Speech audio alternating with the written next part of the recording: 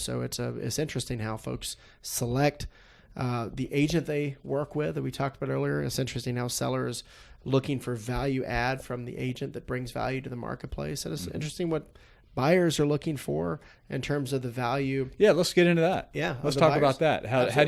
Mike, how do you bring value to buyer clients? What's like the first step in bringing value? I think the first step of bringing value to anyone we represent is the honest feedback. I'm not going to pull any punches. If I'm a seller and you need to paint, I'm going to tell you we need to paint. If you're a buyer and I see something sagging or I see issues with property condition, you're going to help them identify. I'm going to identify those. Why they shouldn't buy a house in many cases. I've talked so many people out of buying that house because it just wasn't the right fit for them. Right. For a myriad of reasons. But the number one thing is making sure that we're their fiduciary and consultant through the process. It starts with a buyer in the office as we both do a buyer consultation. We walk through the process, we pull up properties, and I like showing the buyers the agent remarks. Yeah. It's always this hidden thing. What does the agent remark say? I show them. Yep. Absolutely. This property is a handyman special. Transparency. Bring your contractor. Yeah. It does give you a little more of an indication as to what you should expect when you get there, right? Absolutely. And in some cases, that might be a good reason to cross something off the list. Hands down. I mean, it's all about, it's a process of elimination, not a process of selection in terms of the buyer picking the home that they select. And they're ruling out for a variety of reasons. But, when someone says, I'm looking for a 3-bedroom, 2-bath in this school district, and because of this, and this reason, sometimes understand there's must-haves and then there are wants.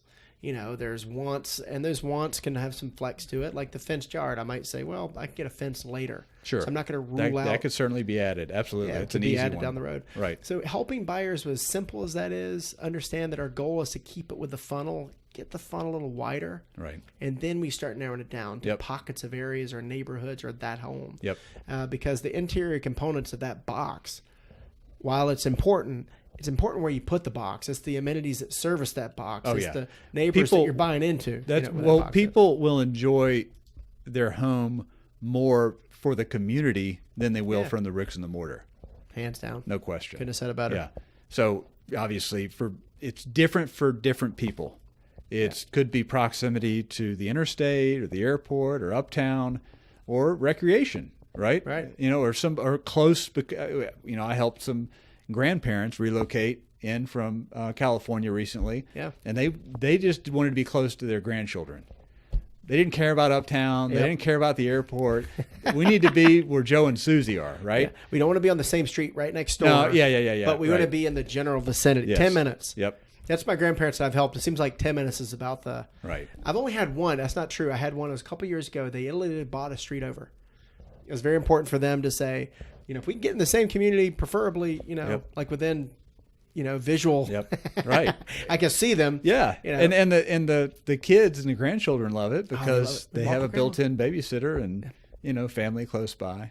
They can walk to grandma's house. So, and another sort of, let's not forget the fact that, you have all these people moving to Charlotte and, with coming into the holidays, not only is it a good time to sell, it's a good time to buy. Well, with interest rates being at all-time lows, we shouldn't forget the fact that plays into consideration why a seller might want to go ahead and put their home on the market, but that it might be a good idea for a buyer to go ahead and get into.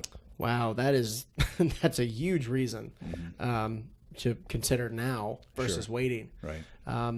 With the understanding that depending on their neighborhood, their days in the market, we enter into Thanksgiving, or you enter into Christmas. I mean, probably not going to have that many showings. Yeah. Although it was a couple of years ago, I had a relocating client, had a job start January 1. He hadn't found anything yet, and something fell apart with his prior contract. And on the day after Christmas, he's like, listen, man, I know it's the day after Christmas, but I need to get in a few properties. Right. People are looking. Sure. And a lot of people think, to your earlier point, that they're not. And case by case, individual circumstances, but there are people looking. And I would even say from a buyer's perspective, those listings that are on the market tend to be more serious sellers. Good point. Right? Good point. Yeah. So, there are little areas that I think people tend to forget about as to why it might be a good time to buy or sell. And then furthermore, we just wanted to say, if you're listening to this session, this chat, and if you're considering a move in 2020, now would be a good time to starting to have that conversation. Yeah. Let's go through. Let's get you familiar with what things are transacting for. Get familiar with the competition, and let's just explore and start that conversation. Yeah, hands down. I mean, if you're looking to make a move in 2020, now's the time to start planning and preparing for that move. And the more information you have, the more you're going to be armed with when the right property does hit the market that you want to make the move for. And you maybe don't have a start date yet, or you don't have something in mind on the calendar as of yet. The more prepared you are, the easier it's going to be to make that transition. Absolutely. So I guess with that, we'll just go ahead and close out this session. How to maximize value. It's such a broad term, but I think we touched on a few.